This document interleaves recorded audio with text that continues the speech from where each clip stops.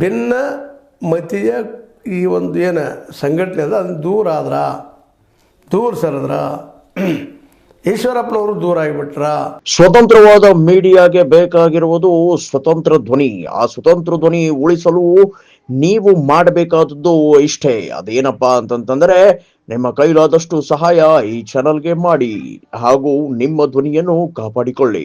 ಬಿಜೆಪಿಗಿನ್ನ ಬರೋ ಸಾಧ್ಯತೆಗಳಿಲ್ವಾ ಅನ್ನುವ ಅನೇಕ ಪ್ರಶ್ನೆಗಳಿಲ್ಲಿ ಹೇಳ್ತಾ ಇದ್ದಾವೆ. ಅದು ಎದುರಿಗಿನ ಉತ್ತರ ಮುಂದಿನದಲ್ಲಿ ಸಿಗ್ತದೆ. ಮತ್ತು ಬೇರೆ ಯಾಕಂದ್ರೆ ಜಟ್ಟು ಬಿದ್ದರೂ ಮೀಸಿಗೆ ಮಣ್ಣಾಗಲಿಲ್ಲ ಅನ್ನೋದು ಗಾಂಧಿ ಮಾತದ.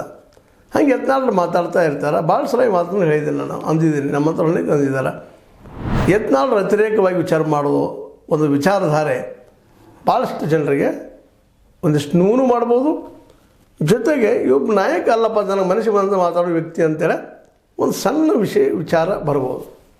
ಆ ನೆಲೆಯಲ್ಲೇ ಭಿನ್ನ ಮತೀಯರು ಏನೋ ಒಂದು ಸಂಘಟನೆ ಮಾಡ್ಕೊಂಡು ಯತ್ನಾಳ್ ತರಬೇಕು ಮಾಡಿದ್ರು. ಅದು ಬಿಟ್ಟು ಈಗ ಸೋಮಣ್ಣನವರೇ ಅಥವಾ ಜಗದೀಶ್ ಶೆಟ್ಟರ್ ಅವರೇ, ಯಾಕೆ ಜಗದೀಶ್ ಶೆಟ್ಟರ್ ಯಾರ ಬಗ್ಗೆ ಮಾತಾಡೋರಲ್ಲ, ಗೊಂಬಿದ್ದಂಗೆ ಅವರು, ಯಾರು ಇದನ್ನು ಹೋಗೋರು ಅವ್ರು ಕೂಸಿದ್ದಂಗೆ. ಸೋಮಣ್ಣ ಒಂದಿಷ್ಟು ಬುದ್ಧಿವಂತರಿದ್ದಾರೆ, ಪ್ರತಿಭಟನಾಕಾರರಿದ್ದಾರೆ, ತಮಗೇನಾದರೂ ಸ್ವಲ್ಪ ಮಾತಾಡೋಂಗಿದ್ದಾರೆ. ಆದರೂ ಇವರಿಬ್ಬರಲ್ಲಿ ಒಬ್ಬರು ಯಾರಾದರೂ ಮಾಡಿ ಸೀನಿಯರ್ಸಿದ್ದಾರೆ. ಆದರೂ ವಿಜಯೇಂದ್ರ ಸಣ್ಣ ವಿಧಾನ ಬೇಡ, ಈ ಒಂದು ದಾಳವನ್ನು ಉಳಿಸೋ ಪ್ರಯತ್ನ ಮಾಡ್ತಾಯಿದ್ದಾರೆ. ಅಂದರೆ ಇಲ್ಲಿವರೆಗೆ ಯಶಸ್ವಿಯಾಗಿದ್ದಾನೆ ವಿಜಯೇಂದ್ರು ಯಾವ ವಿಷಯದಲ್ಲ. ತಾನು ಈ ಒಂದು ರಾಜ್ಯಾಧ್ಯಕ್ಷ ಉಳಿಯಲ್ಲ, ಇನ್ನು ಒಂದು ವರ್ಷವರೆಗೂ ಉಳಿತಾನೆ ಅನ್ನುವಂಥದ್ದು ಒಂದು ಸಂದೇಶಗಳು ಬರ್ತಾಯಿದ್ದಾವೆ. ಆದರೆ ಅಷ್ಟು ಸುಲಭ ಬಿಟ್ಟು ಕೊಡ್ತಾನೆ ವಿಜಯೇಂದ್ರರು, ಅದು ಯಡಿಯೂರಪ್ಪ ಬಿಟ್ಟು ಕೊಡ್ತಾರೆ ಸೋಮಣ್ಣಗೆ ಮತ್ತು ಜಗದೀಶ್ ಶೆಟ್ಟರ್ ಅವರಿಗೆ.